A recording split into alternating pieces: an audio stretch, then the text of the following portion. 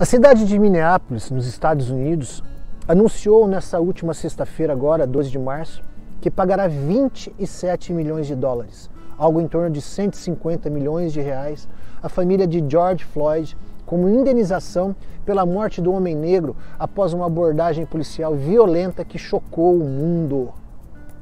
Não está entendendo nada? Você vai entender tudo assistindo esse vídeo até o final. Salve galera, sou Marcos Ferreira e esse é o canal Papo Cabeça. Final de tarde gelado aqui em Toronto, mas mesmo assim se inspire e se inscreva aí no canal. Entre, fica à vontade, mas não repare a bagunça. Dê like se gostar do vídeo, compartilhe com os amigos, família e aperte o sininho para ficar por dentro das novidades do canal. Bom, você já deve ter ouvido falar da história do negro que foi sufocado até a morte pelo joelho de um policial branco em maio de 2020 nos Estados Unidos. As imagens da ação do policial, além de absurdas, elas se espalharam pelo mundo e geraram inúmeros protestos contra o racismo e contra a violência policial. Bridget Floyd, irmã do falecido, disse em comunicado que ela e a família estão satisfeitas que a parte trágica da jornada por justiça está resolvida. Segundo ela, por mais que os corações dos familiares estejam partidos, eles se confortam em saber que mesmo na morte, George Floyd mostrou ao mundo como continuar vivendo.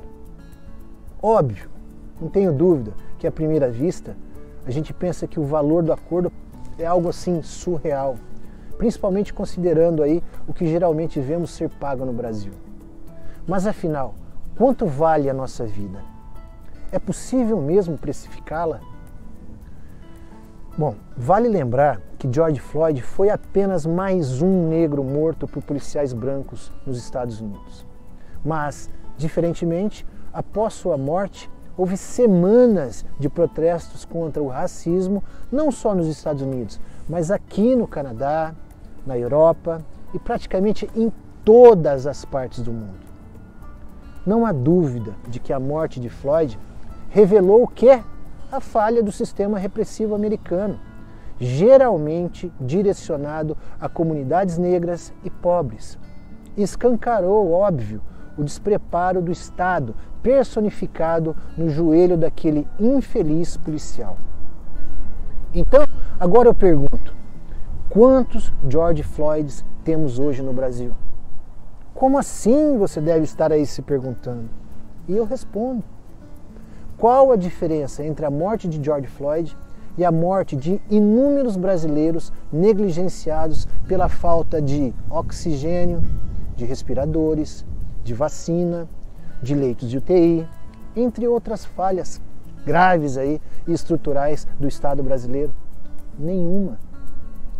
E você vai insistir, mas não se compara, a atitude isolada de policiais com a pandemia.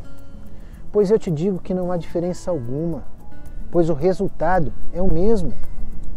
Além disso, entre as milhares de vítimas no Brasil, inúmeras também eram negras, que também foram vítimas da omissão e da negligência do Estado.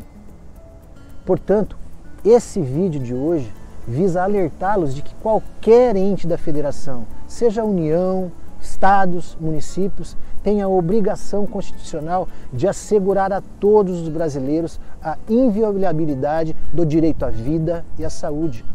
E todo o serviço prestado pelo Estado precisa ser executado de forma igualitária e gratuita.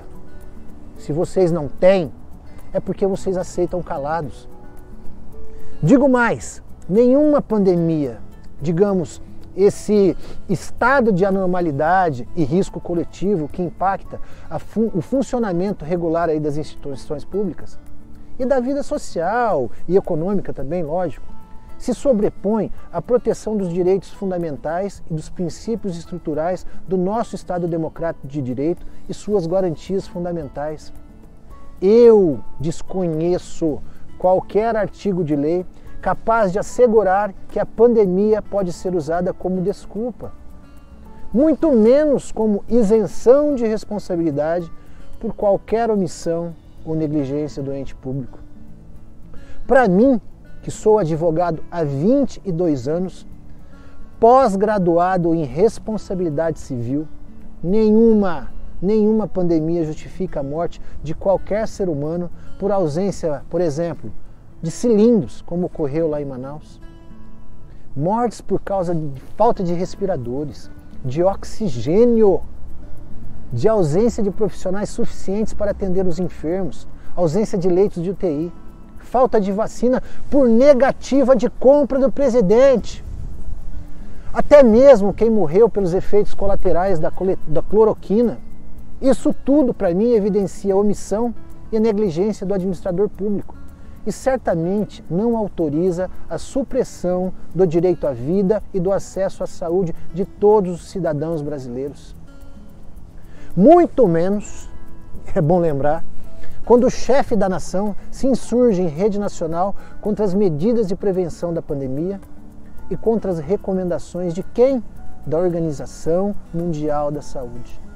Na minha humilde concepção, não só o presidente, mas o governador ou o próprio prefeito que age com irresponsabilidade, que não toma as medidas cabíveis de contenção de morte, priorizando a economia em detrimento da vida, deve ser chamado a responder sim pelos seus atos.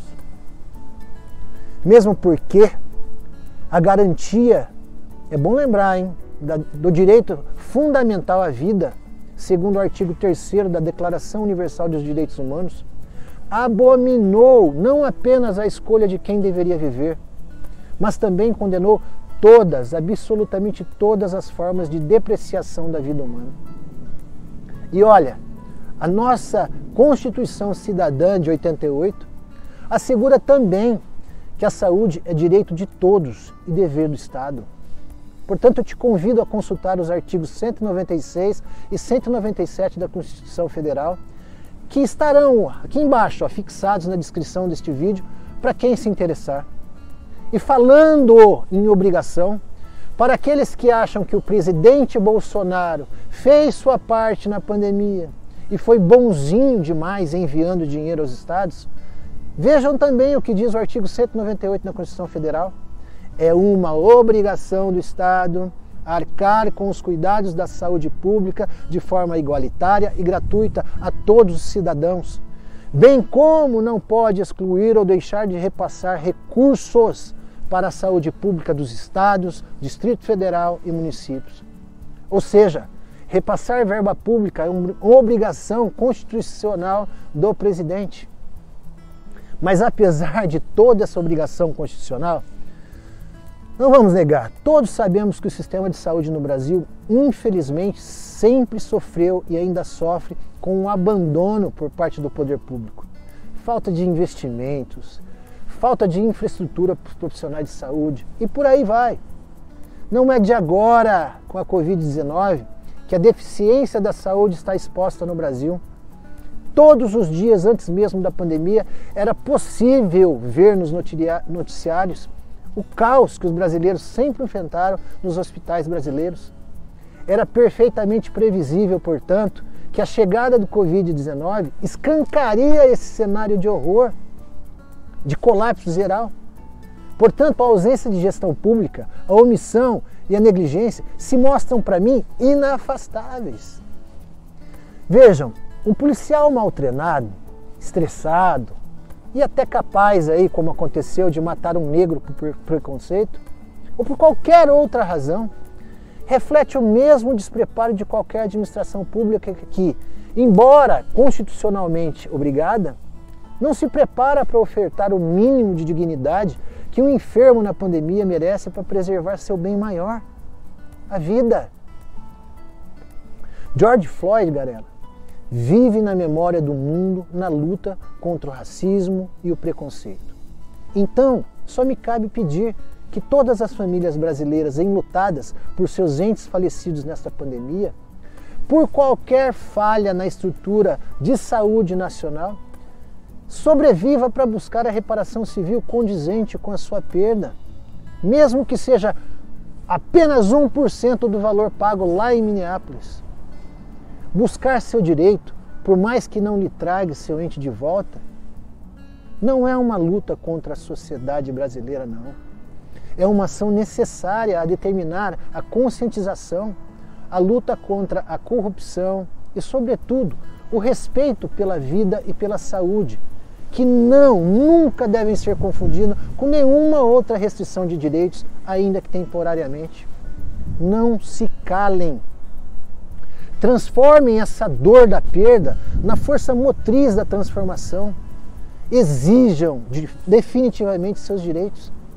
E se tiverem qualquer dúvida e conhecerem algum caso de negligência que levou à morte de um conhecido, irmão, pai, mãe, avô, vó, qualquer parente próximo ou distante, deixem um comentário aqui embaixo nesse vídeo e eu terei o maior prazer em ajudá-los, incondicionalmente. Olha, a todas as famílias enlutadas pela tragédia da pandemia, a minha solidariedade, a nossa. Reflitam.